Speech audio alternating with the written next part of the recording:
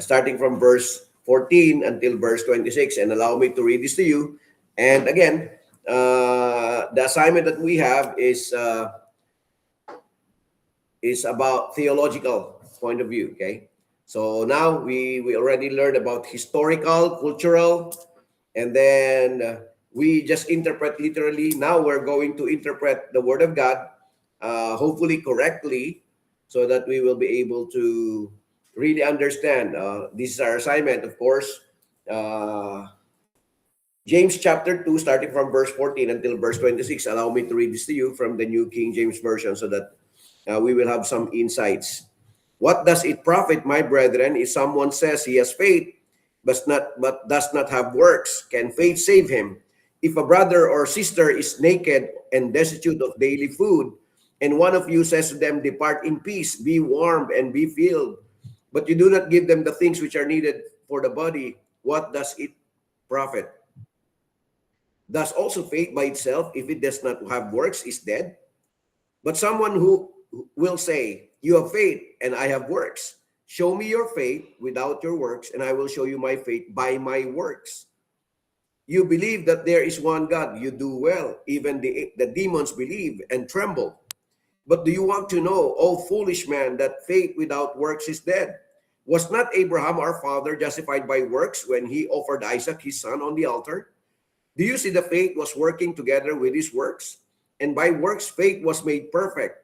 And the scripture was fulfilled, which says, Abraham believed God, and it was accounted to him for righteousness, and he was called the friend of God.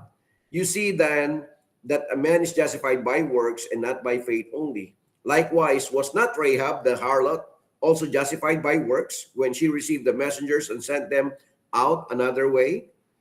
For as the body without the spirit is dead, so faith without works is dead also. So, okay. So our assignment is ask about theologically. Okay, this is Hermeneutics 101 still. So our subject is all about faith. Is salvation by faith alone, or is salvation faith plus works? Okay. So, maganda yung tanong, kasi ito yung sinasabi ni Apostle James dito. No, sabi niya, show me your faith and I will show you my works. Sabi niya, does faith alone saves, or does faith should have works included so that our salvation will be complete? Okay, yan. So, kasi ang ano nito, faith without works is dead. So, yun yung ano niyan. Sabi niya sa verse 26, for as the body without the spirit is dead, so faith without works is dead also. So how can we now interpret the passage? Again, when we talk about interpretation, the hermeneutics is the science and art of interpretation. So how do we interpret now? Remember, this passage. Remember, we need to understand, we need to put ourselves into the shoes of the writer, asking ourselves, what does the writer mean when he wrote this? What was the problem? What was the context? What was happening? Okay. So, this was given as an assignment yesterday. So, let me ask Joel first. Joel, anong pananaw mo dito sa verses 14? Yung sa panimula, lahat ng hinilang ng Diyos sa iba't ibang bansa, maraming paglalarawan na ginagamit na sumulat para may lahat ang mga tagubilin tungkol sa karunungan at gabay sa pag-uugali. Tapos, bigyan din sa sulat na ito ang kahalagahan ng gawang kasama ang pananampalataya sa katuparan ng relihiyong Kristiyano. Yun yung pinakaano na pastor. Pero explain ko dito regarding naman ito sa ating mga pananampalataya. Di naman maiwasan kahit sa ngayong panahon na ito na may tinatawag na mga mananampalataya, pero hindi natin alam kung ano ang tunay kasi di naman din natin nakita sa kanilang gawa at sa kanilang bunga, wala naman silang gano'n. And then, ang kasi dito, yung faith and work instead of magsama. Dapat yung pananampalataya at gawa at dapat magsama. Hindi dapat ito'y pag-aawayan. Dahil kung ikaw tunay na mananampalataya, huwag mong patulan yung isa. Kasi once na pinatulan mo siya, para ka na rin hindi mananampalataya.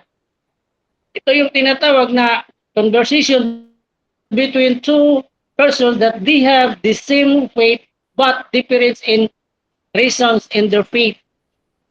Ikatulad na nga nandito tayo kay Abraham sa 21, na si Abraham daw, nanampalataya siya, may gawa, kaya nalugod ang Diyos sa kanya.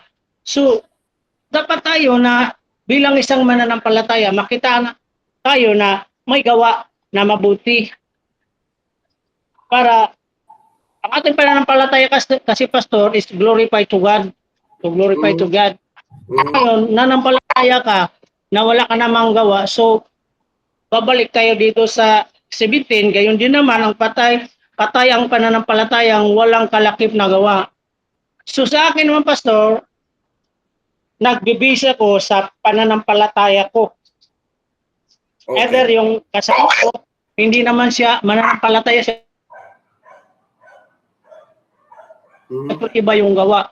So, lumas dito na tayong mag-judge sa isa. Kung paano klase ang kanyang pananampalataya, kasi pakita sa ibang mga tao na hindi Kristiyano, na pareho kayo tinatawag na Kristiyano, tapos nagkasagutan kayo tungkol sa iyong pananampalataya, yun ay hindi maganda sa paningin ng Diyos sa ating mga Kristiyano. Yun lang po, Pastor. So, sa tingin mo, anong stand mo dyan? Ang kaligtasan ba ay pananampalataya lamang o may pananampalataya kasamang gawa? Pananampalataya, may kasamang gawa. Yun ang kaligtasan. Go through salvation na yun, Pastor. Hindi, kaya nga, ang tanong ko dyan, yung bang gawa ay kasama sa kaligtasan o bunga ng kaligtasan? Yung gawa, bunga ng kaligtasan yun. Okay. Okay. So, yun lang. Okay, maganda yung sagot. Okay? So, sige natin si dito. Gerald.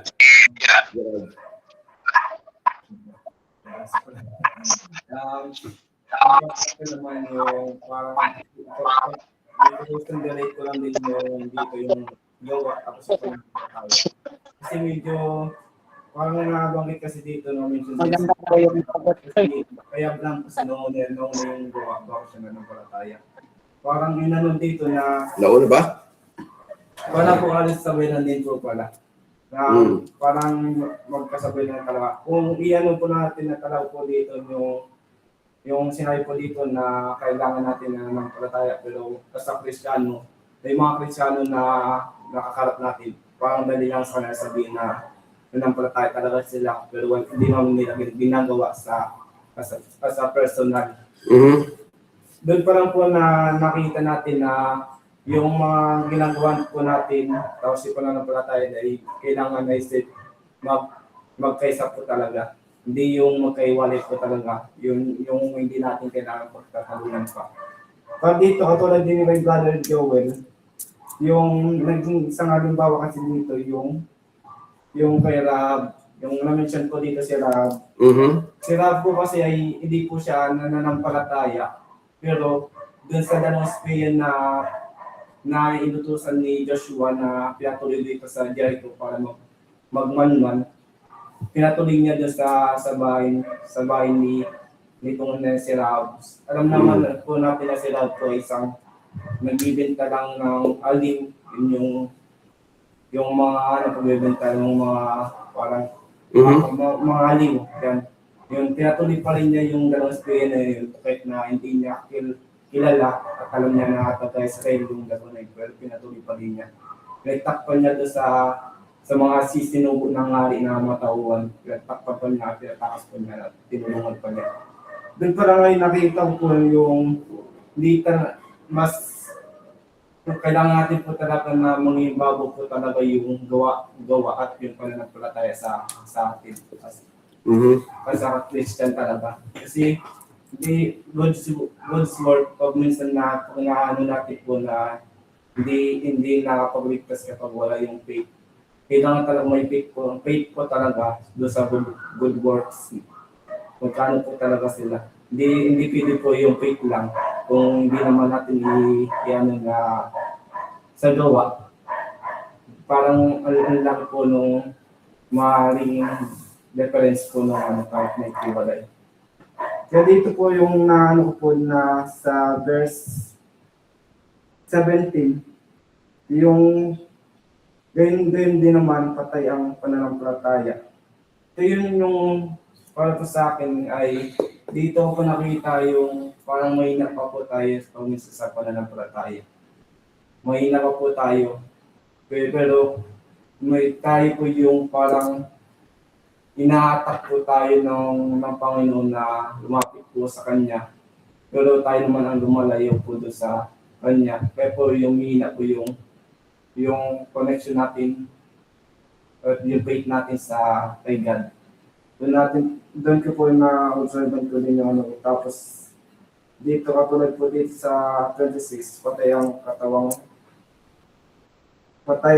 katawang walang espiritu, kaya hindi naman napatay ang pananampalataya. Ang pananampalatayang walang kasamang gawa. Yun po sa akin na, yun nga po, tama po na yung pananampalataya at ang gawa ay iisa lang po yung kanilang ano po, naayon lang din po sa kasulatan, lalo na po sa salita ng Diyos. Mhm. So, ang kaligtasan, kailangan may kasamang gawa. Opo. Ang pananampalataya para maligtas. Opo. Okay? So, yun yung kanyang stand. Tanungin natin si Shane kaya.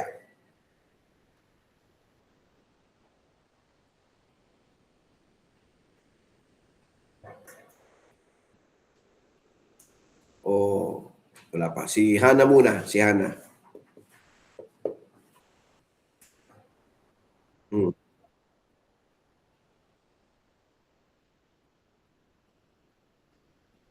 Hmm.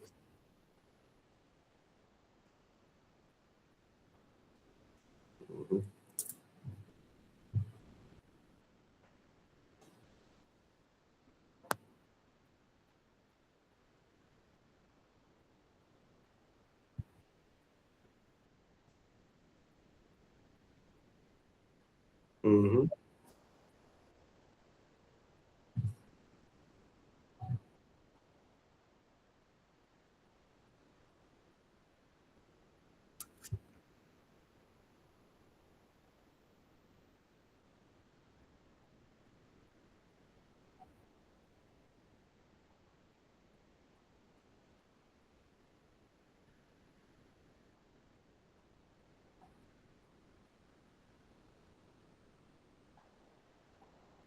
Mhm.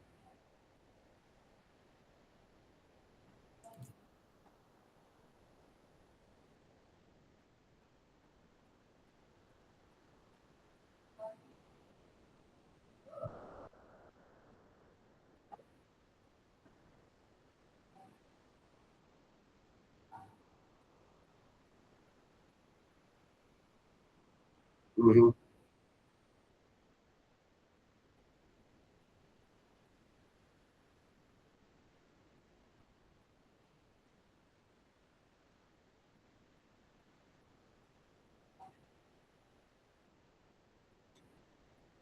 Mhm.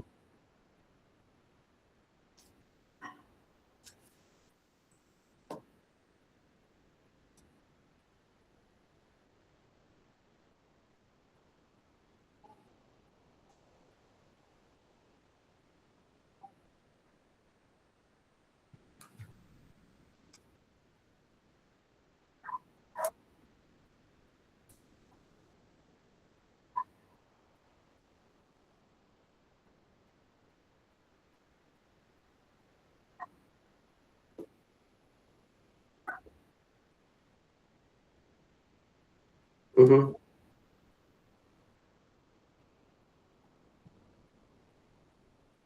Mhm.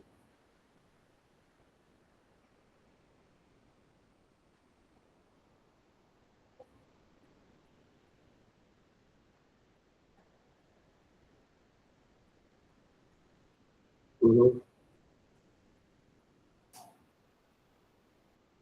Okay. So faith alone. Okay.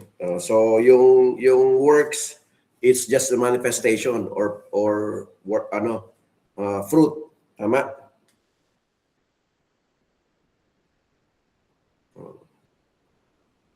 Yeah. So, narinig natin si Christian. Christian, kamusta? Pambira, matagal tayo hindi nakita. Oh, long time no see.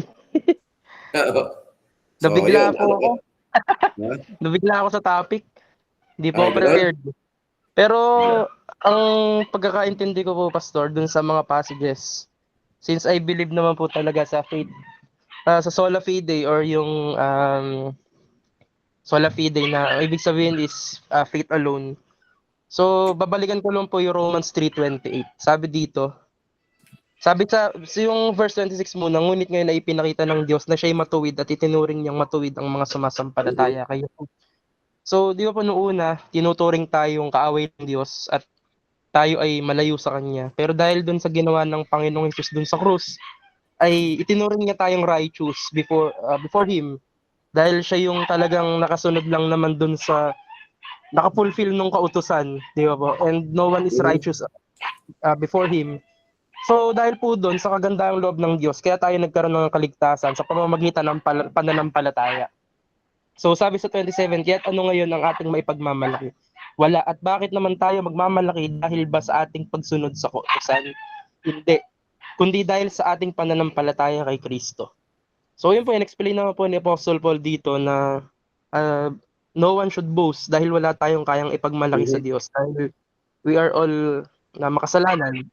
Doon sa verse 28 po, mas lalo niyang ipinagdiinan kung gayon maliwanag na sa pamamagitan ng pananampalataya, itinuring na matuwid ang tao at dahil sa pamamagitan ng at hindi dahil sa pamamagitan ng pagtupad sa kautusan. So malinaw na malinaw, Pastor, na we are justified by faith at kaya tayo nagkaroon ng kaligtasan ay dahil yun sa bunga at sa pag-ibig ni Kristo sa atin. Hindi po dahil sa ating mga gawa. Ngayon po, yung faith without work is dead.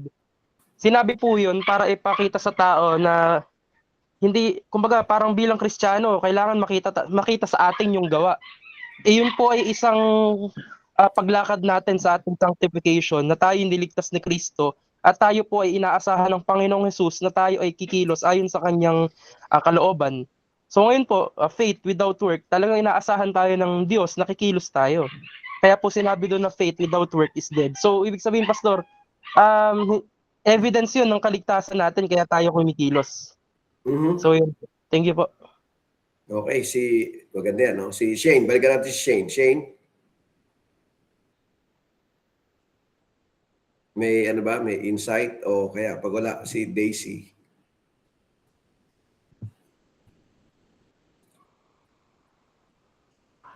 Sorry, ako po ba, Pastor? Oh, yeah. Sorry So, po, inutusan po kasi ko eh. hindi, okay lang. So anong palagay mo dito?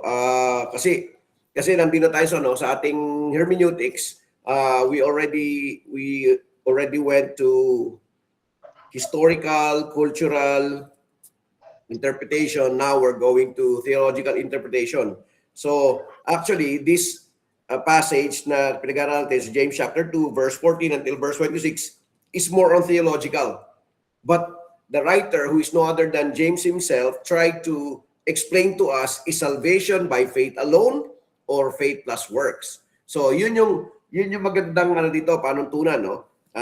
Remember, in our time today, especially, there are lots of churches which differs in their understanding of salvation. Salvation, it's either dalawa lang ang it's either salvation plus works or faith plus works or faith alone. So those are the contentions of the churches today. Even the evangelical churches, when I say evangelical churches, ito yung mga tinatawag nilang born again sila. So ang question now is, according to James chapter 2, verse 14 until verse 26, is salvation by faith alone or is salvation by faith plus works? Yan.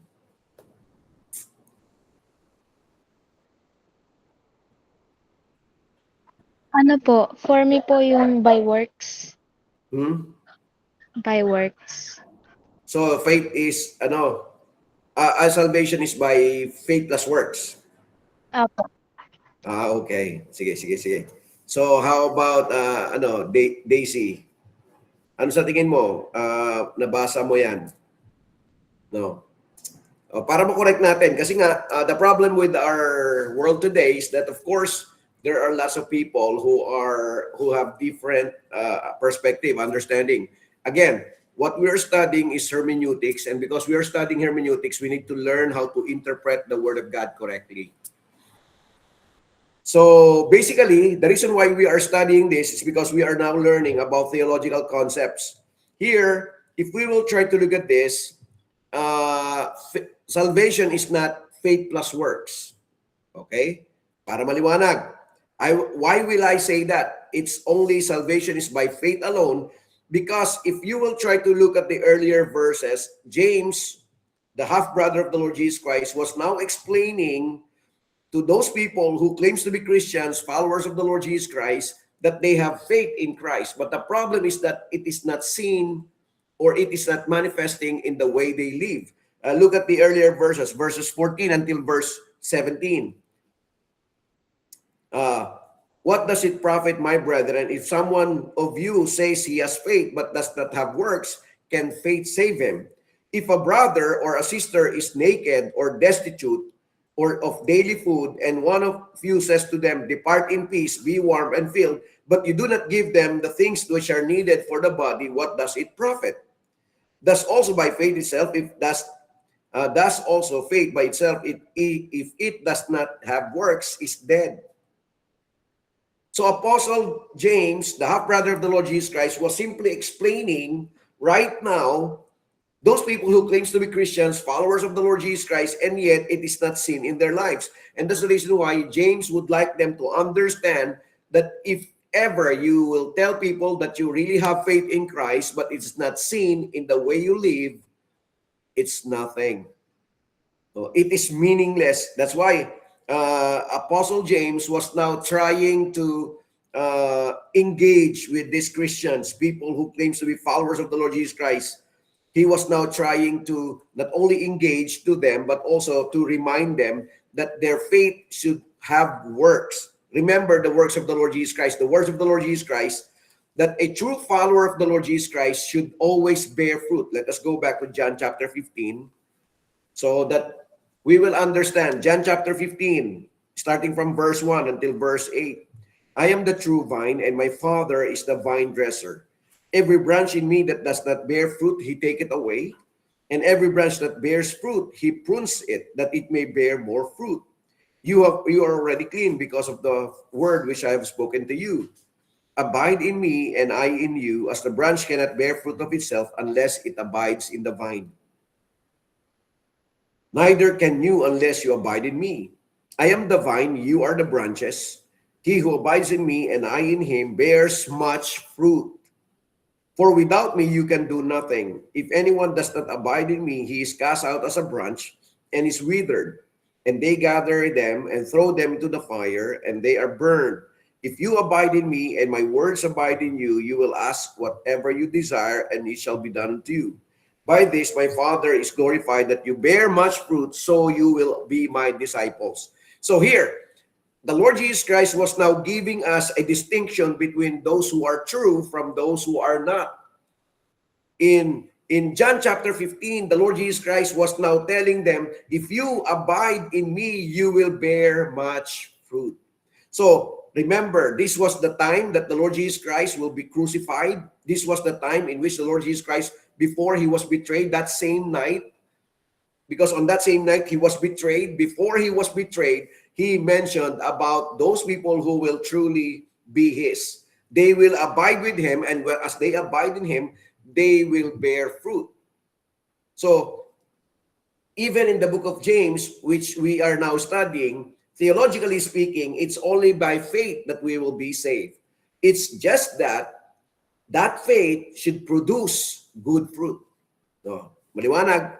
So, I'm just giving you an example coming from the words of the Lord Jesus Christ himself, in which he said, those who are truly his, those who are really saved, those who put their faith in the Lord Jesus Christ will surely bear much fruit. Maliwanag yung sinabi niya sa chapter 15, di ba? So that you bear much fruit, so you will be my disciples. So dapat sabi niya rito, by verse 8, by this my Father is glorified, that you bear much fruit, so you will be my disciples. So the Lord Jesus Christ was simply explaining that a true follower, that a person who has really faith in Christ will bear much fruit.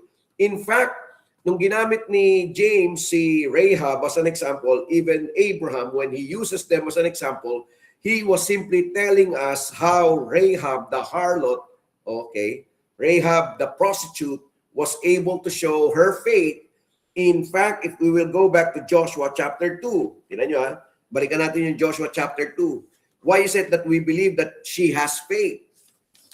When she saw all of the spies, the spies that went, tingnan nyo let's go to Joshua chapter 2, verse 1. Now Joshua, the son of Nun, sent out 2 men from Acacia Grove to spy secretly, saying, go view the land, especially Jericho. So they went and came to the house of a harlot named Rahab and lodged there. And tingnan nyo, sabi ni Rahab, and it was told that King Jericho, saying, behold, men have come here tonight from the children of Israel to search out the country. So the king of Jericho sent to Rahab, saying, bring out the men who have come to you, who have entered your house, for they have come to search out all the country. Then the woman took the 2 men and hid them. So she said, tingnan nyo ginawa ni Rahab, So the woman took the 2 men and hid them. So she said, yes, the men came to me, but I did not know where they were from. And it happened as the gate was being shut when it was dark that the men went out. Where the men went, I do not know. Okay? Pursue them quickly, for you may overtake them. But she brought them to the roof and hidden them with the stalks of flax, which she had laid in order on the roof. Then the men pursued them by the road to the Jordan, to the fords, and as soon as those who pursued them had gone out, they shut the gate. Now, before they lay down, she came up to them on the roof and said to the men, I know, tingnan nyo look at how she had shown her faith. I know that the Lord has given you the land, that the terror of you has fallen on us, and that all the inhabitants of the land are faint-hearted because of you. Look at verse 10. For we have heard how the Lord dried up the water of the Red Sea for you when you came out of Egypt, and what you did to the 2 kings of the Amorites who were on the other side of the Jordan, Sihon and Og, and of whom you utterly destroyed. And as soon as we heard these things, our hearts melted. No? Nakita niyo yung faith ni Rahab? Our hearts melted, neither did there remain any more courage in anyone because of you.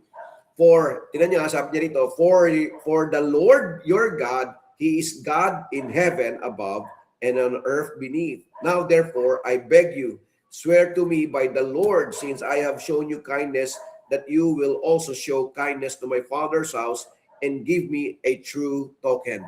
So right there and then, ito yung sinasabi rito ni James, look at the faith of Rahab. He heard about the God of the Israelites. He heard about their God. Immediately, ano sabi niya ron? We have heard how the Red Sea dried up. It is the work of your God. Now, she believes. So, Rahab was doing good works. No? Papasin nyo, when Rahab did the good work by simply hiding the 2 spies, it is because she knows that the God of Israel is the one true God. Naintindihan? So she has faith first before she did that. Bago niya tinago yung 2 spy, naintindihan niya, kaya nga sinasabi doon, sabi niya, no, narinig na namin how your God dried up the Red Sea. Sabi niya, we have heard how you have killed the Amorites, yung 2 king. Sabi niya, narinig namin, and it is because of the work of your God. So basically, if you will try to look at this, even Rahab, when she did something, it is because it is the outcome or the manifestation of her faith to the God of the Israelites. Nakuha. So, yun yung mahalaga doon. Kaya nga, yung faith niya, nakikita natin dito, the faith that she has is working for her. And not only that, even Abraham. No, si Abraham, di ba anong ginawa ni Abraham? Nanampalataya siya. Kasi sabi ng Panginoon, ako magbibigay, bahala ka, basta dali mo yung anak mo. No. Kasi doon sinusubok ng Panginoon kung siya ba ay patuloy na mananampalataya sa Diyos, no?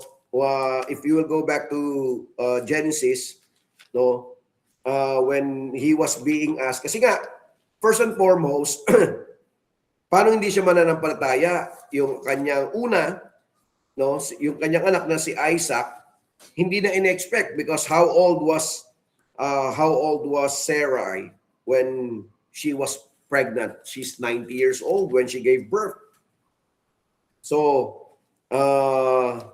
as we can see, let's go back to Abraham, okay? Abraham's faith, chapter 22. Look at this. Now it came to pass after these things that God tested Abraham and said to him, Abraham, and he said, here I am. Then he said, take now your son, your only son Isaac, whom you love, and go to the land of Moriah and offer him there as a burnt offering and on one of the mountains of which I shall tell you. So Abraham rose early in the morning and saddled his donkey and took 2 of his young men with him and Isaac his son, and he split the wood of the burnt offering and arose and went to the place of which God had told him. Then on the third day, Abraham lifted up his eyes and saw the place afar off. And Abraham said to his young men, stay here with the donkey. The lad and I will go yonder and worship, and we will come back to you. So, sinabi pa lang ng Panginoon na Abraham, sabi niya, take now your son, your only son, Isaac. No.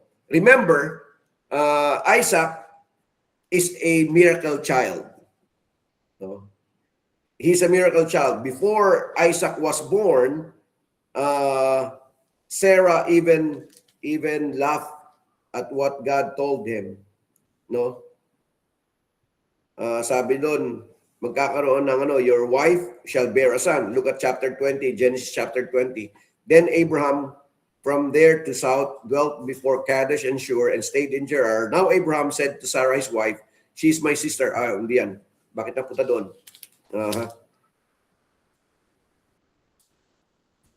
Ito.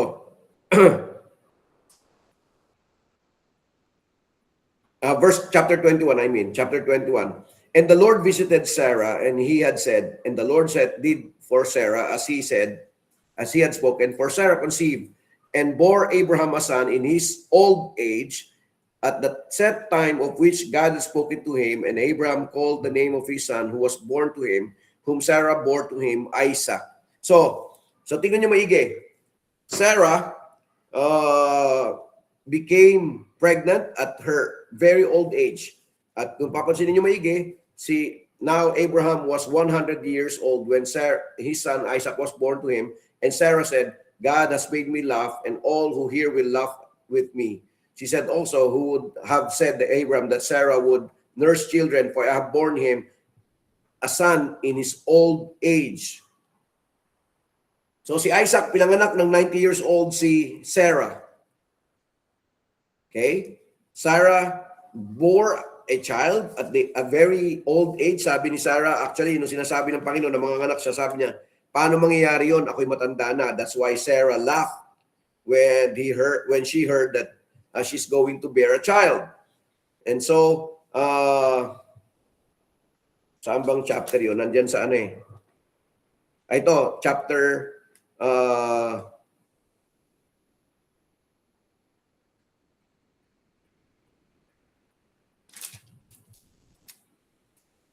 18.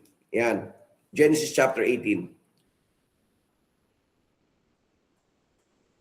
Sabi doon, then the Lord appeared to him by the terebinth trees of Mamre as he was sitting in the tent. in the tent door in the heat of the day. So he lifted up his eyes and looked, and behold, 3 men were standing by him.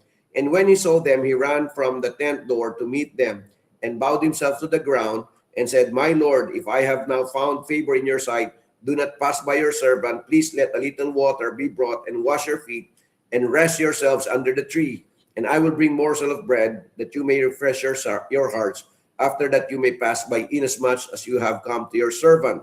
They said, Do as you have said. So Abraham hurried into the tent to Sarah and said, Quickly make ready 3 measures of fine meal, knead it, and make cakes. And Abraham ran of the herd, took a tender and good calf, gave it to a young man, and he hastened to prepare it. So he took butter and milk and the calf which he had prepared and set before them, and he stood by them under the tree as they ate. Then they said to him, Where is Sarah, your wife? So he said, Here in the tent. And he said, I will certainly return to you according to the time of life. And behold, Sarah, your wife, shall have a son. Sarah was listening in the tent door, which was behind him. Now Abraham and Sarah were old, well advanced in age, and Sarah had passed the age of childbearing. Therefore Sarah laughed within herself, saying, After I have grown old, shall I have pleasure, my Lord, being old also? And the Lord said to Abraham, Why did Sarah laugh, saying, Shall I surely bear a child, since I am old? Is anything too hard for me, for the Lord? At the appointed time I will return to you according to the time of life, and Sarah shall have a son. So, right there and then, sa chapter 18 ng Genesis, the Lord already promised Abraham a son. And that son is the same son that he will offer. No, una-una sa lahat, the reason why it's sabi dito si Abraham, no, he worked by faith. No, sabi dito, and the scripture was fulfilled which says Abraham believed God and it was accounted to him for righteousness, and he was called the friend of God. So binabanggit din si Abraham dito simply because Abraham already did not only test God, he already saw the miracle of God. The miracle first and foremost of having a child at a very old age. No, sabi nga ni Sarah, how can I give birth at this point of time in which I pass the childbearing? No, lamagpas na siya doon sa oras ng magkakaroon ng anak. So when she heard this, she was 89. That's why when she gave birth, she was already 90 years old when she gave birth to Isaac. No, it is what we call a miracle to have a child at that very old age. And yet, sabi gano'n di ba, ng angel, sabi niya, there is nothing impossible with the Lord. So it is accounted to them by faith. And that's the reason why when God asked Abraham to offer Isaac, he was willing simply because he saw already the miracle of God. And the fact that the child was not truly his, it was just given to him as a rent, no? Yung mga katulad na sa atin ngayon, mga anak, no, ipinagkatiwala lang sa atin 'yan, no? Hindi atin 'yan. Even the child that we're going to have in the near, or for you to have in the near future, they will just be, they are not really yours. They were just turned over to you by God so that you can help, you can be the good example as a family or as a parent to those children. So, ipinagkatiwala lang yan. It was just turned over to us, but it is, those children will not be ours always. It is for God. That's why our duty, our obligation is to just let them grow in the knowledge of the Lord Jesus Christ. Teach them the way of God. So, yun lang yun. So, if you will try to look at this right now, James was simply explaining that the faith that we have in Christ should bear fruit. Maliwanag? May tanong? Naintindihan ba? No. So, salvation is by faith alone. Okay? Salvation is by faith alone. It's just that good works is the manifestation or the fruit, or what we call as the, what's the better meaning of that? No, it's not just a fruit. It's not just a manifestation. It is the proof. No, it's not only the fruit, the manifestation, but it is the proof that we have true faith in Christ. So, ginamit niya rito, sabi niya, No, you say you have faith, and you saw a brother who is in need of a dress or whatever, kasi sabi niya doon, naked and destitute of daily food. No, sabi niya, merong isang kapatiran lumapit sa atin, pumunta, no, walang damit, no, sabi niya wala ring makain.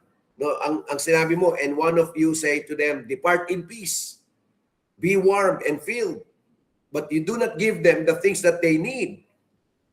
Oh, need of the body, what does it profit? Does your faith by itself, if it does not work, is dead. Sabi niya, anong magagawa? Anong sabi mo? God bless you as you live. Oh, parang ganun lang. Sabi niya, nakakatulong ba? So sabi niya dito, dapat makita mo rin yung need. So, binabanggit dito ni James na sana, no, hindi lang nasasabihin na ikaw ay may pananampalataya, bagkus makikita to sa ating gawa. No, yung pananampalataya natin nagbubunga ng mabubuting gawa. Yung pananampalataya natin nagkakaroon ng tinatawag nating fruit, nagkakaroon ng proof na we are saved, truly saved. It is manifesting not only in the way we talk, but in the way we act. So, yun yung sinasabi dito ni James. So, again, we interpret this. This is a general rule of principle. Theological to. So, when we go to this point, it is now on theological. So, the question is salvation by faith alone or faith plus works? It's very clear that salvation is by faith alone. In fact, let us go back to Galatians. Ganyan din ang problema, no? Galatians chapter 3. Tingnan niyo yung problema sa church, ganun din. No, almost the same with this in James, Galatians chapter 3. Now, no. Ito naman, sabi nila, your faith is not enough, you need to follow the law. So, Galatians chapter 3, starting from verse 1, O foolish Galatians, who has bewitched you, that you should not obey the truth, before whose eyes Jesus Christ was clearly portrayed among you as crucified. This only I want to learn from you. Did you receive the Spirit by the works of the law or by the hearing of faith? Are you so foolish, having begun in the Spirit, are you now being made perfect by the flesh? Have you suffered so many things in vain, if indeed it was in vain? Therefore, he who supplies the Spirit to you and works miracles among you, does he do it by the works of the law or by the hearing of faith? Just as Abraham believed God and it was accounted to him for righteousness, therefore know that only those who are of faith are sons of Abraham. And the scriptures, foreseeing that God would justify the Gentiles by faith, preached the gospel to Abraham beforehand, saying, in you all the nations shall be blessed. So then those who are of faith are blessed with believing Abraham. So in the book of Galatians, Apostle Paul also, not only James, but Apostle Paul now explains that salvation is not by faith plus the law or works. Salvation is by faith and faith alone. Nothing more, nothing less. Diba? So here the problem was they came to know Christ by faith. Then after hearing that they need to obey all the laws, they need to obey all the ceremonial laws, because if not, their salvation is not complete. So they were trying to follow all those ceremonial laws, and that's the reason why Apostle Paul now rebukes them. That's why he says here, "O foolish Galatians, who has bewitched you, that you should not obey the truth, before whose eyes Jesus Christ was clearly portrayed among you crucified. This only I want to learn from you. Did you receive the Spirit by the works of the law or by the hearing of faith?" So, Apostle Paul in our passage in Galatians chapter 3, verse 2, sabi niya rito, ang tanong niya lang, paano ba kayo naligtas? Sa batas, no? Commandments, the law, or naligtas ba kayo dahil sa inyong pananampalataya? So, yan. Parang kanina, no? Of course, we need to correct that. We went to the anniversary of Baliwag earlier this morning, at nung narinig ko doon kay kay Pastor Rolly mismo na sabi niya yung mga na sumunod sa tubig ng bautismo, yung kasalanan nila nawala na. No, pag ahon nila sa tubig, yung kasalanan nila nawala na. No, hindi nawawala yung kasalanan, doon pa rin.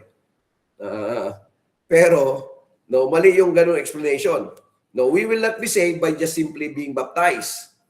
So we need to realize this. We will not be saved by being baptized. We will only be saved when we have faith.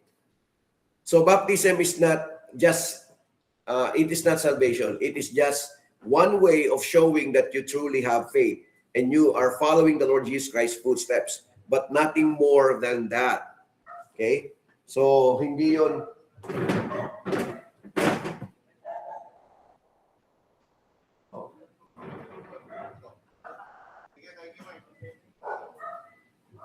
So yun, may dumating. So it is not by simply telling people that we are or let's say it's not just simply by telling people that that once we follow the waters baptism we are already saved. No. There are people who are following the waters baptism but they are not truly saved. So salvation is by faith and faith alone. Ngayon, tanda natin may ang kaligtasan pananampalataya lamang, hindi ito nakukuha doon sa tinatawag nating pagsunod sa tubig ng bautismo. So dapat makorek yan. Kanina actually napangiti na ako doon eh. Pero yun lang, nakakatuwa. Sabi nga ni Pastor Jesse, nakakatuwa kasi there are lots of people who are following even if they don't know why they were following. No, hindi talaga nila alam dahilan kung bakit sila nagpapabaptize. Akala nila, pag gano'n, nagbabaptize sila, mawawala yung kasalanan nila kasi yun ang sinasabi sa kanila, pero that's not true. No, we cannot be saved by simply following the Lord Jesus Christ through the waters baptism. We are just doing the baptism, showing the world. No, we are just being baptized because we would like to show the world that we are indeed followers of the Lord Jesus Christ. Teka. Wait, hindi bukas ba ng pinto? Kasi baka hindi makapasok si Pastor. So, yun. Maliwanag ba? Is it clear? Okay. So, may tanong? Now, we will just go one step back regarding the allegory or allegorizing the passage. So, when we talk about the proper interpretation, the hermeneutical principle, the literal principle, the literal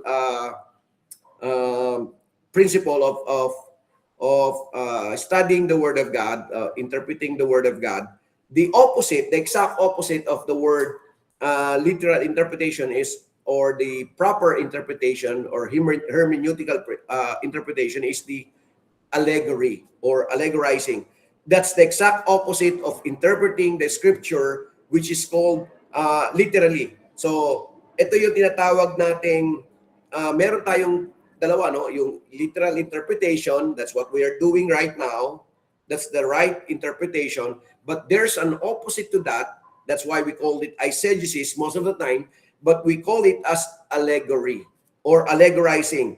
It is the exact opposite of interpreting the scripture literally. It's called allegorizing or spiritualizing, which looks for a secret or hidden meaning, which is often unrelated to the true meaning of the text. So now we have learned the literal interpretation, but there are people who doesn't believe on the literal interpretation. We called it allegory. No, allegorizing. Let's try to look at this because this is one of the problems now with the way we interpret, let's say Daniel or Revelation. So we called it allegorizing or allegory. These are some of the theologians, they believe on the literal interpretation as the correct interpretation, but sometimes they said we must do allegory.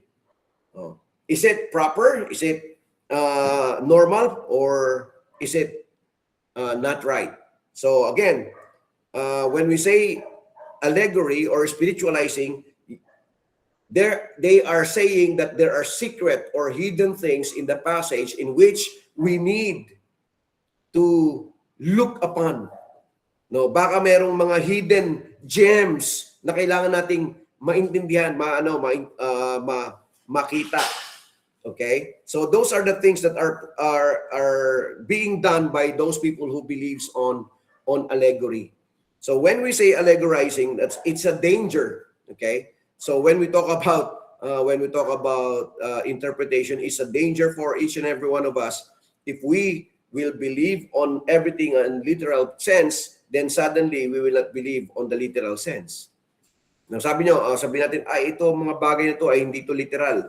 No. Let's try to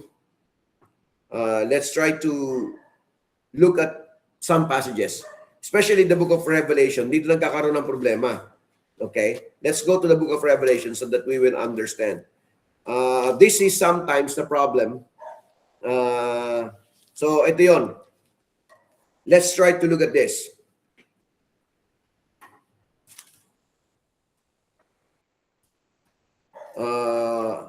Dito binabanggit yung 7. Okay, 7 churches. Revelation, let's go to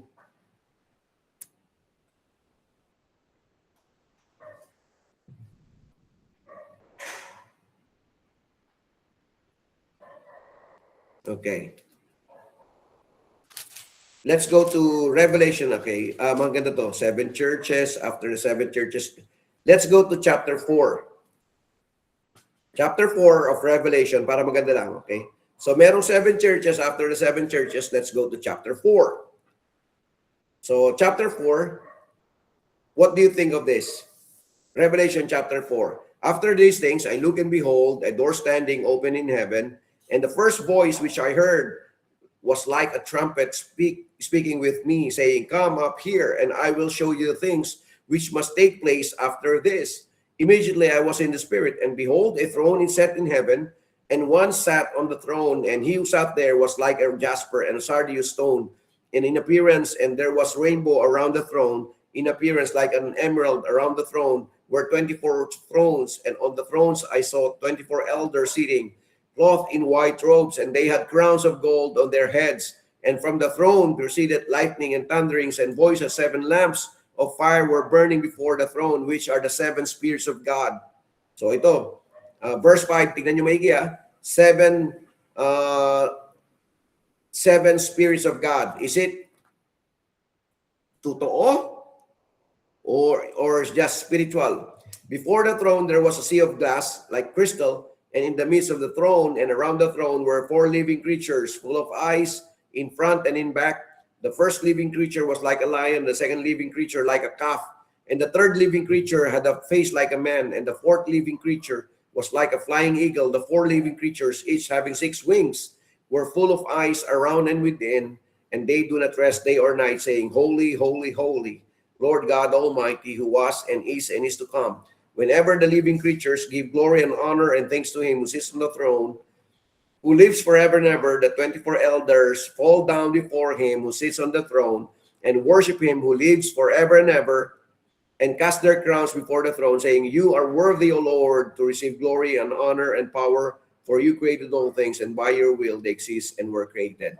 So what do you think of this? Is this literal, or is this simply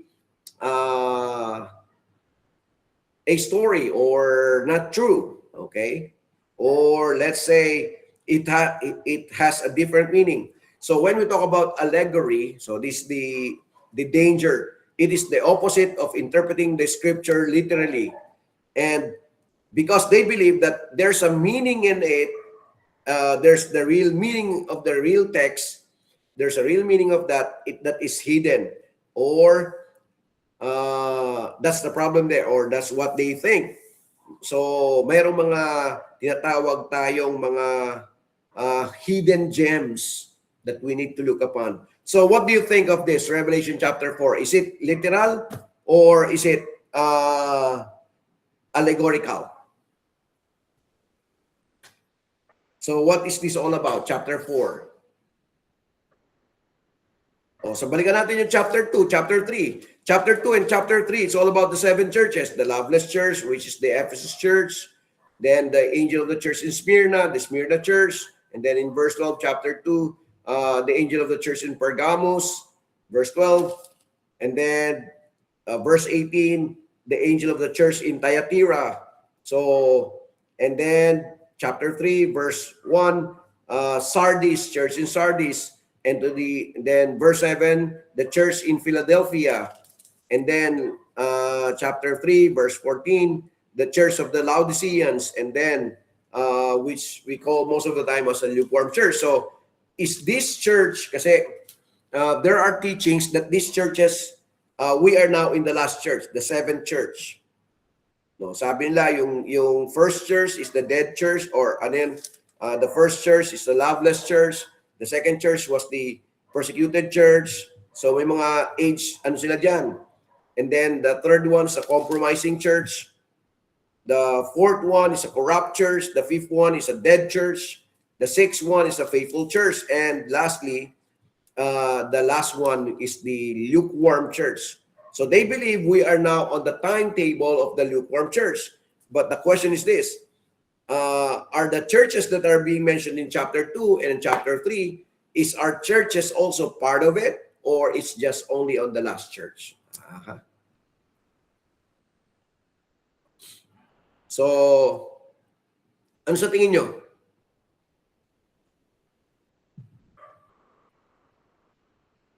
Is it true? Or do we need to interpret it correctly, or the seven churches, or kasi nga ito yung contention. There are people who now declares that we are the last church. We are the lukewarm church. Pero ang tanong, do we have sabi na symbolical lang yan, o ang tawag dito, hindi talagang yan. Pero ano ba talaga tayo dyan? Yun, mga ganun tanong. So most of the time in the book of Revelation, this is where we differ from others, because they allegorize or they spiritualize the passage. And most of the time, it is also the problem in other preachings or in other studying of the Bible. So again, is allegory a correct interpretation or wrong? Yung spiritualizing ba? No, ang tawag doon is spiritualizing. No, you are finding another meaning na hindi kasama doon sa sinulat. So is it correct or is it wrong interpretation?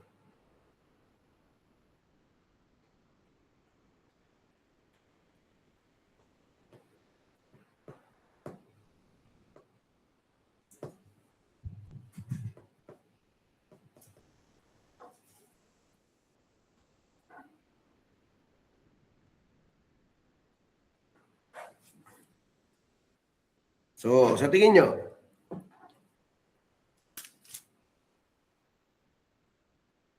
yung first three chapters, no, yung chapter 2, chapter 3 ay about the churches. Are we part of those seven churches, or we are the last church, the lukewarm church? No. Sa tingin nyo, ano yan? Meron ba tayong characteristic ng ibang mga churches, or we are just simply the seventh church? Kasi sabi nung narinig ko ng mga preachers, no, nandun na raw tayo sa time ng last church. No, since 1800 and until our time today, 200 years na we are the lukewarm church. Kasi nga, sabi nila yung faithful church, yung chapter 3, verse 7, to the church in Philadelphia, these things says he who is holy, he who is true, he who was the key of David, he who opens the one and no one shuts, and shuts and no one opens. I know your works. See, I have set before you an open door, and no one can shut it. For you have a little strength, have kept my word, and have not denied my name. Indeed, I will make those of the synagogues of Satan who will make them come. Satan who say that the Jews are not but lie. Indeed, I will make them come and worship before your feet, and to know that I have loved you, because you have kept my command to persevere. I will also keep you from the hour of trial, which shall come upon the whole world to test those who dwell on the earth. Behold, I am coming quickly. Hold fast what you have, that no one may take your crown. He who overcomes, I will make him a pillar in the temple of my God, and he shall go out no more. I will write on him thy name, the name of my God, and the name of the city of my God, the New Jerusalem, which comes down out of heaven from my God, and I will write on him my new name. Then he was an ear, who has an ear, let him hear that the Spirit says to the churches. So, yun yung sabi niya doon sa isang church. Tapos pagdating sa dulong church, sabi niya, the angel of church of the Laodiceans, write, these things says the Amen, the faithful and true witness, the beginning of the creation of God. I know your works, that you are neither cold nor hot. I could wish you were hot, cold or hot. So then, because you are lukewarm and neither cold nor hot, I will vomit you out of my mouth. Because you say, I am rich, have become wealthy, and have been need of nothing, and poor, blind, and naked of nothing, and do not know that you are wretched, miserable, poor, blind, and naked. I counsel you to buy from me gold refined in the fire, that you may be rich, and white garments, so that you may be clothed, that the shame of your nakedness may not be revealed, and anoint your eyes with eye salve, that you may see. As many as I love, I rebuke and chasten, therefore be zealous and repent. Behold, I stand at the door and knock. If anyone hears my voice and opens the door, I will come into him and dine with him, and he with me. To him who overcomes, I will grant to sit with me on my throne, as I also overcame and sat down with my Father on his throne. He who has an ear, let him hear what the Spirit says to the churches. So, yun ang tanong ngayon. So what do you think of the book of Revelation, chapter 3, or even chapter 4? Is it literal or is it not? Okay.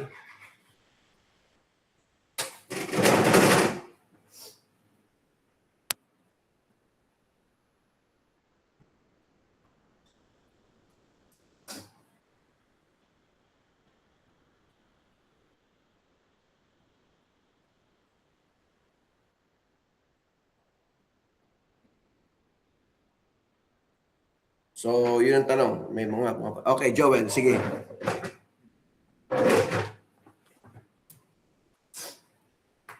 Joel. Hindi yun literal, Pastor. So, sa Kasi- tingin mo, hindi literal yun? Hindi kasi yung lahat ng mga nahayag diyan sa payag sa mga verse niya ay pahayag ng Diyos kay Jesus Christ yun. At kanya namang inahayag kay Juan na alipin niya. So sumakatwid, all of this is a vision. So, dahil vision, hindi literal to. Hindi. Mhm. Ayun, yan lang po palagay ko, Pastor. Ha? So, hindi, Yan lang ganito. po So, ang palagay ko. ito yung, yung worship sa heaven, hindi mangyayari to. So mangyayari, Pastor, pag nandoon na tayo. In advance kasi sinabi ng Diyos yun. Okay nga, pero ibig sabihin, ito ba literal na mangyayari o hindi literal na mangyayari?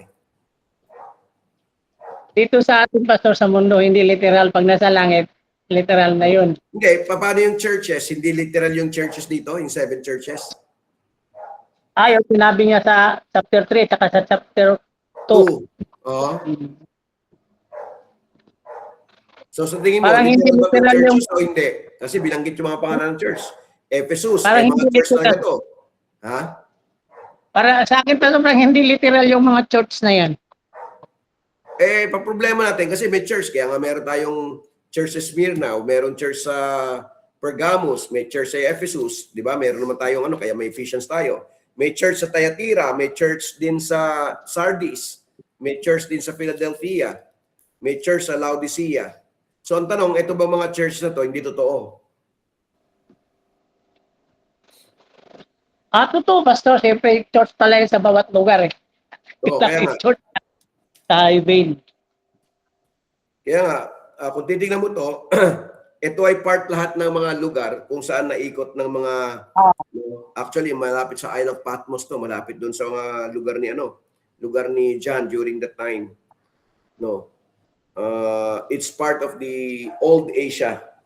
Kasama na dito yung mga Turkey, yung mga bansa ngayon na lugar, yung mga Malta, lugar yan nila. Yan yung mga pangalan nila ngayon. Pergamos, yung Smyrna, yung Sardis. So, ang tanong literal ba 'tong mga churches o ito ay ano lamang, mga hindi totoo o kaya hindi talaga nag-e-exist, no? O hindi nangyari. Okay. Kasi nga, ang problema natin, 7 churches yan, no? Ang ibang interpreter sabi nila, oh, we are now in the last days. So, no, naglagay sila ng mga timeline eh. Yung ibang mga, ewan ko, narinig yung mga preachers, but they put a timeline na sinasabi nila, oh, ito yung panahon ng first church, ito yung second church, third church, fourth church, fifth church, sixth church, at we are now in the seventh church. No, sabi niya yung Laodiceans, ito daw yung nagre-reflect ng mga churches in our time today. We are what we call as not a corrupt church, but rather we are unfaithful church. We are the lukewarm church. No? So, yun yung sinasabi ng iba.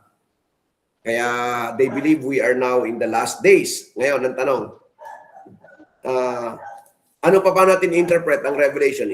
Are we going to interpret the book of Revelation literally, or are we going to interpret it allegorically?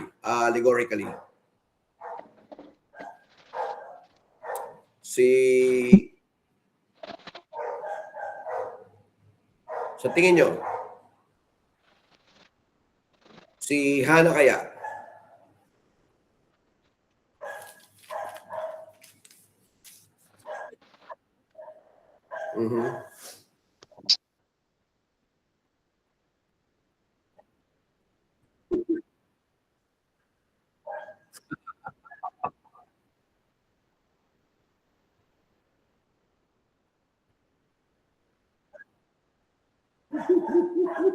Okay. Hirap ano? How about Christian, sa tingin mo, how do we interpret the book of Revelation? Allegorical or literal? For me, Pastor, ano naman to kumbaga parang open ano naman to, di ba? So for me, Pastor, pwede natin siyang i-interpret literally and allegorically.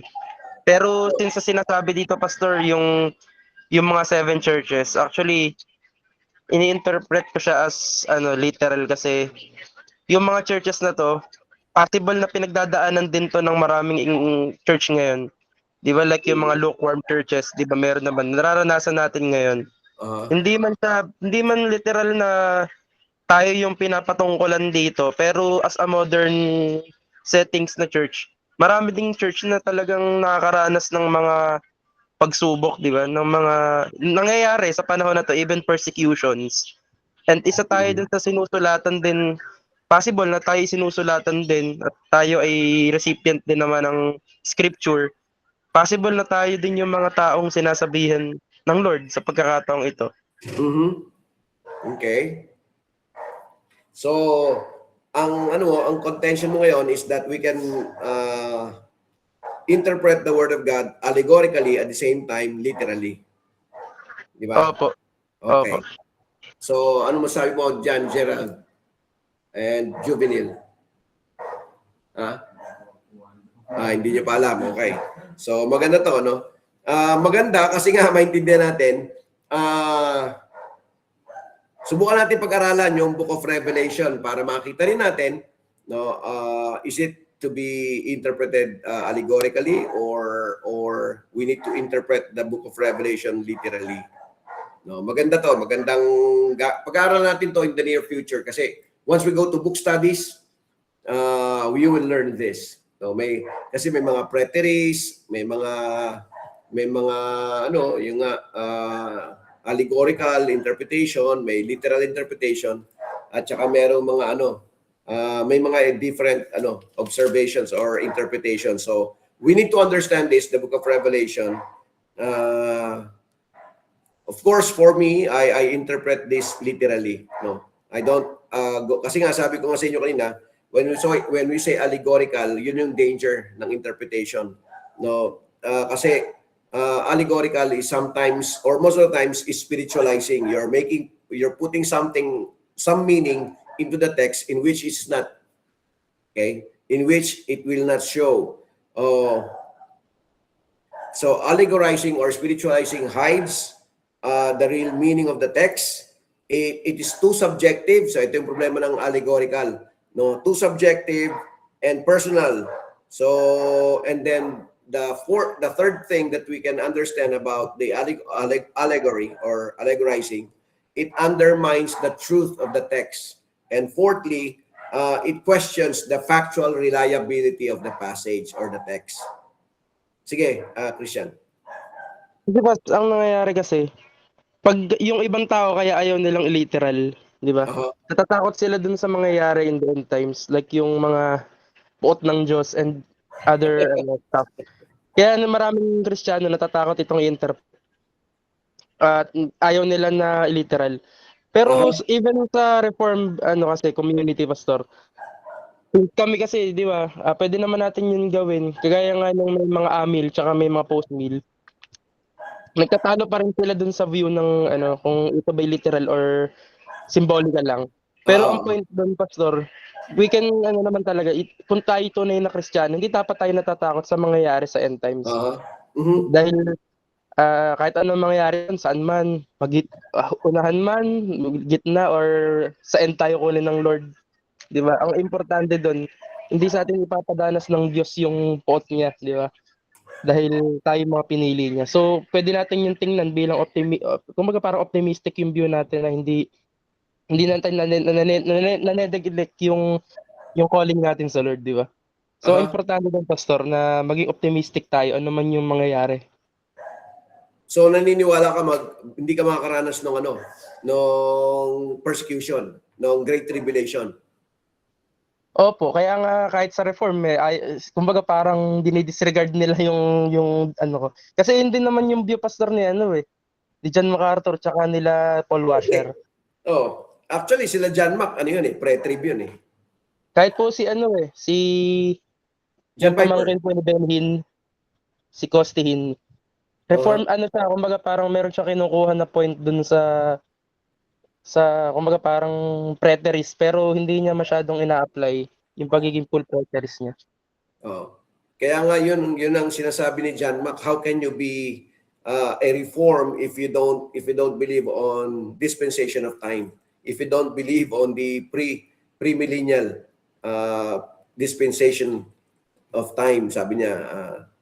Kasi sabi niya, mahirap yung sabi niya, lahat literal, pagdating sa Revelation, allegorical. Sabi niya, mahirap yun.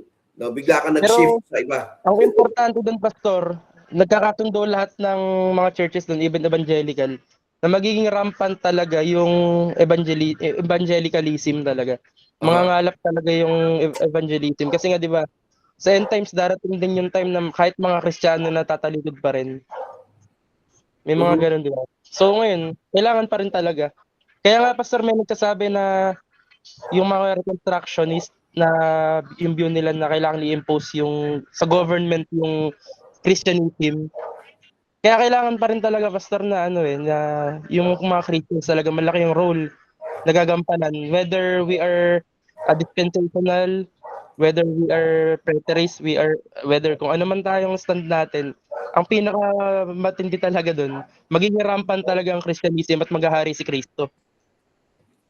Pero yun, during the Millennial Kingdom.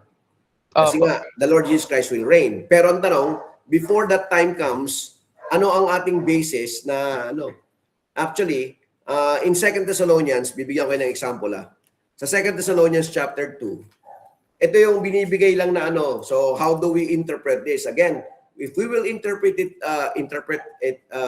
literally, tingnan nyo, 2 Thessalonians chapter 2.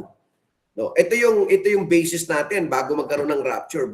Ibig sabihin, or bago magkaroon ng kasi nga before the Millennial Kingdom there will be the rapture of the church, or others they said they will be under the Millennial Kingdom before the rapture. So may Millennial Kingdom muna bago rapture, yung iba naman bago mag-Millennial Kingdom rapture. O tingnan mo nyo, sinasabi rito, now brethren, concerning the coming of our Lord Jesus Christ and our gathering together to him, we ask you not to be soon shaken in mind or troubled either by spirit or by word or by letter as it is from us, as though the day of Christ had come. Okay?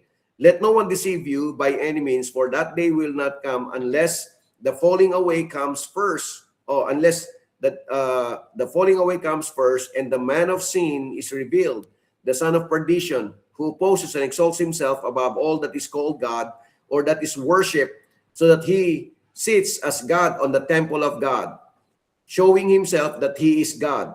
Do you not remember that when I was still with you, I told you these things? And now you know that what is restraining, that he may be revealed in his own time. For the mystery of lawlessness is already at work. Only he who now restrains will do so until he is taken out of the way. And then the lawless one will be revealed, whom the Lord will consume with the breath of his mouth and destroy with the brightness of his coming.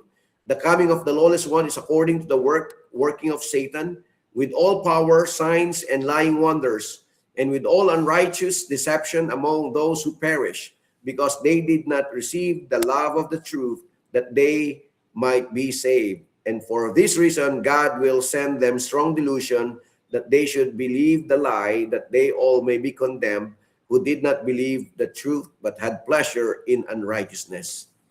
So, Apostle Paul, in his letter to the Thessalonian church, 2 Thessalonians, sabi niya, this will be the sequence. No?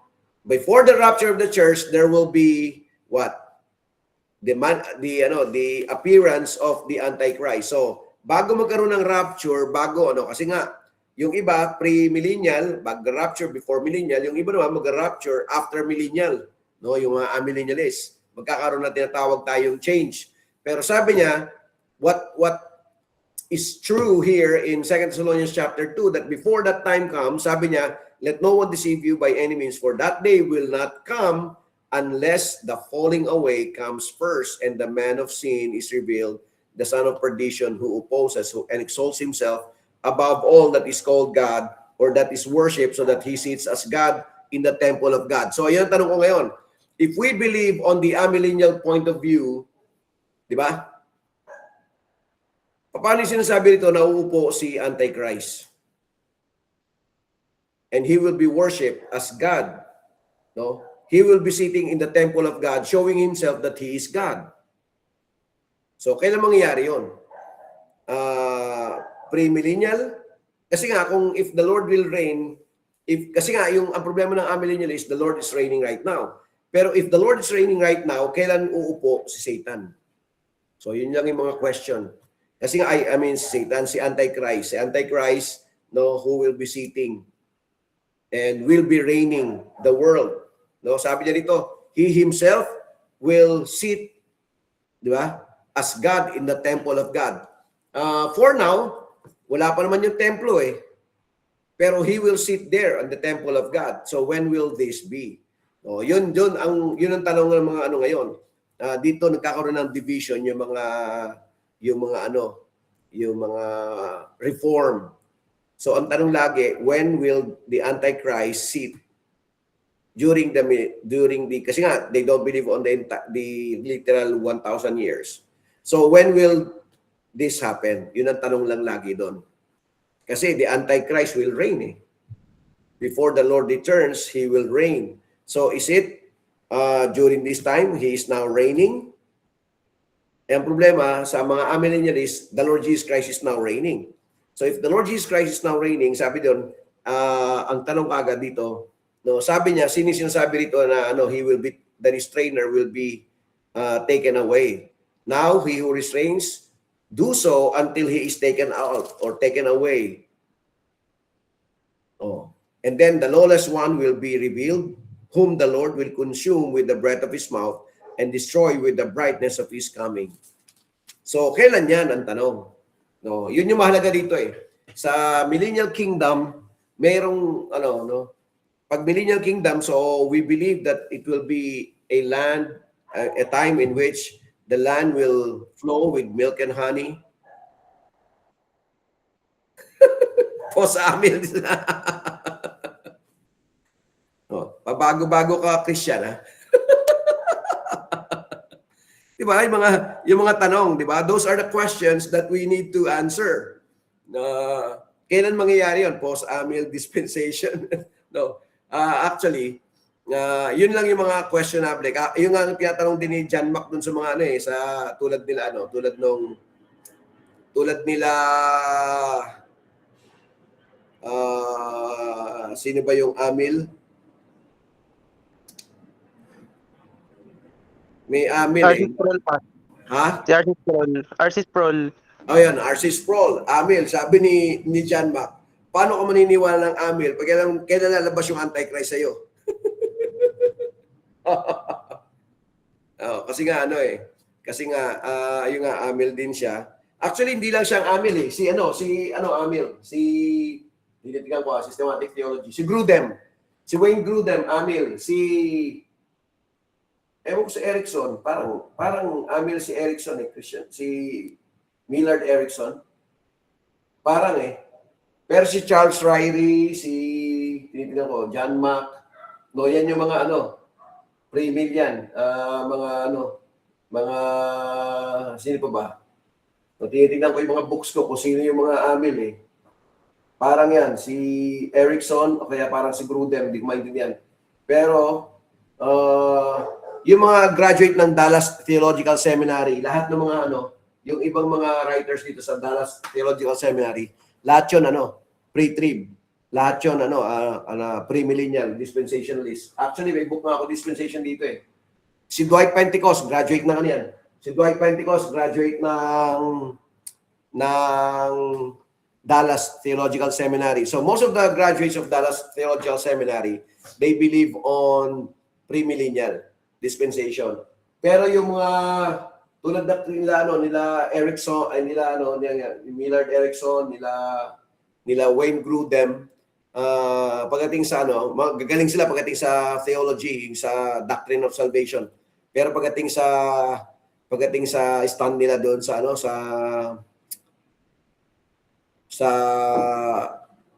dispensation, doon sa revelation, figurative din sila, figurative, allegorical. So, yun yung mga makita natin, no? Meron pa eh. Sino ba kung naalala ko na meron pang isa na nakalimutan ko rin pangalan. Maliban no, kala RC Sproul. Iniisip ko maigi eh. Tingnan ko yung mga books eh. Kasi si David Jeremiah, si Al Mohler, lahat yan pre-trib, dispensationalist yan. So, yan. Charles Spurgeon, dispensationalist. Sino ba? Hindi ko na maalala kung sino eh. So, yun. Maraming kaya marami akong books, di ba? Pero sa mga books na yan, may mga magkakaiba ng view. Si Sam Renihan po pa. Ha? Sam Renihan. Summary? Sam Renihan po. Oh, yeah. Yan. Marami sila. Pero yun nga, malalaman natin yan. Kanya-kanyang view pagdating sa Revelation. But we are going to study the book of Revelation after we graduate. So anyway, reminder na, ang graduation natin March, malalaman ko ngayong January 31 pag nag-meet kami ni Pastor Alex Arseno kasi siya yung head ng Southern Baptist School of Theology. So siya yung nagsabi sa akin before, kasi sabi ko July, bakit nagbago March? Sabi niya hindi. Ngayong March ang graduation, sasabay na tayo. So sabi niya, paspasan nyo para makasabay kayo sa amin. Sabi ko, pwede ba magpatuloy kami sa pag-aaral habang so we can continue even if we already graduated. Sabi niya, walang problema, kahit tapusin nyo, and then after that, we will discuss those things that we are going to learn. But definitely, we are going to learn Daniel and Revelation. We are going to do book studies. Daniel and Revelation, they always go together para makita natin if our interpretation is correct or wrong. So, ayun. Okay? So, may mga tanong ba? Magbibigay ako ulit ang assignment kasi maganda to. Marami na kayong assignment, maganda to. Subukan natin maglagay ng assignment para makita natin dito. So, we will learn some figures of speech. No, we will learn all of this tomorrow. Figures of speech. We need to determine the figure of speech used and evaluate its impact on the idea of truth stated. So, the assignment will be coming from pakisulat yung mga assignment natin. 1 Peter chapter 1 verse 24. No? So these are figures of speech. 1 Peter chapter 1 verse 24. Matthew 5:13, pakilista nyo dyan. Ano ko na lang din siguro mamaya para hindi palimutan. James chapter 3 verse 6. And Isaiah 55:12. Ezra 8:31. And then Acts chapter 2 verse 42. So, yun yung mga mga tinatawag nating figures of speech. Those are the verses. And then para malaman din natin may mga figure of speech tulad ng mga ito, yung mga passages na to. No? Then ilan na ba yan? 6, 5. 1, 2, 3, 4, 5. 5 yung assignment. So 1 Peter 1:24, Matthew 5:13, James 3:6, Isaiah 55:12, and Acts chapter 2 verse 42. O, 5 lang. Ilan ba? Tama ba? 5 lang? Yeah. Matthew 5:13, 1 Peter 1:24, James 3:6, Isaiah 55:12, at Acts 2:42. So those are assignments that we can have. At maaga tayo magtatapos ngayon kasi nga we have class again tomorrow early, 8:30 in the morning. So try to look at those passages and then try to analyze whatever figures of speech that they are using at this point of time, or ano bang klaseng figure of speech yung mga yan, so that we will learn also. May tanong? Maganda to kasi maganda yung ating pinag-aaralan. Medyo palalim na kasi nga kailangan yung matuto as soon as possible. So at least we have 2 more weeks, or probably next week we will start doing homiletics. Ang homiletics, so ang hermeneutics is science and art of interpretation, while homiletics is the art or skill in making our own analysis or outlines. So yung homiletics, gagawa ka na ng outline after we interpret, after we study, then now we're going to put an outline. So yan na yung paggawa ng mensahe. No, para pag nagtuturo kayo, tama, yung analysis, lahat bago mo explain. Okay? So patungo na tayo doon para para may application kagad para ngayong summer, if ever bago kayo pumunta o mag summer break tayo, bago mag summer break yung April, May, June, ay talagang pwede nyo nang i-apply yung mga natutunan natin dito sa ating School of Ministry. So, yun. So, 6 months, tama, We started September, October, November, December. Tama, September, October, November, December, January, February, March. So, sakto lang, mga 7 months because we have a long break. So, yun. So, yun lang naman ang requirement nila, at least 6 months ng klase. Sabi ko, we already have it, I think, by March. So, okay. So, may mga tanong ba? Maliwanag yung ating assignment? May tanong? So, maganda, We will be discussing more next time. I hope that you are learning with our classes, I hope that you will learn things para sa, actually, it's for your own consumption yan. The things that we are learning here, it's for your own consumption. So whenever you share the Word of God, at least you now have insights on how those passages are being used correctly.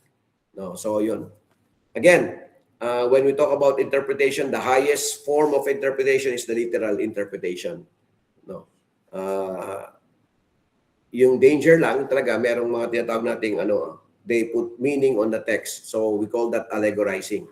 So we don't allegorize everything. Hindi tayo pupunta naglalagay ng ibang meaning doon sa sinabi. We just put everything as is. Sa New Testament man yan o Old Testament, we will not put anything on it. Except, of course, katulad ng mga parables, no, babalikan natin din, kasama yon sa ating pag-aaral, yung parables, yung mga tinatawag na figure speech, parables, poetry, and others. We need to learn all of those so that we will see differences also on how to interpret all of those. Okay? Questions? Wala nang tanong? Naintindihan ba? Okay, Pastor. Okay. Sige. Let's pray. Let's close in prayer. Our dear God and Heavenly Father, once again, we would like to thank you for your word. Thank you for the things that we are learning. Thank you for being so faithful in our interpretation, Lord. We pray that we will learn truths also. And we thank you, dear God, for opening our minds on how to really interpret the word of God. And we pray, Lord, that we will be able to, we will continue to be loyal and true to your word, in which we interpret it correctly, literally. And Lord, we pray also that you will help each and every one of us, that we will always share this also to those who are have not yet known the Lord Jesus Christ, that we will be able to reach out to those who are lost, that we will not just be students of your word, but doers of it as well, just like what James mentioned. We will not be hearers only, but doers of your word. And so we pray, dear God, that everything that we are learning here, it's our prayer that we will be able to apply them into our lives. At the same time, Lord, share it to those who have not known yet the Lord Jesus Christ. Not only that, even in our churches, as we serve, may we serve truthfully. And we thank you once again for the things that we are learning. Give us a good night rest and prepare our hearts for tomorrow's class again. In Jesus' name we pray. Amen. Amen. Good night, Pastor. Good night, good night, good night. Good night po. Sige. Pahinga tayo, umaga tayo bukas. Okay, good night, good night.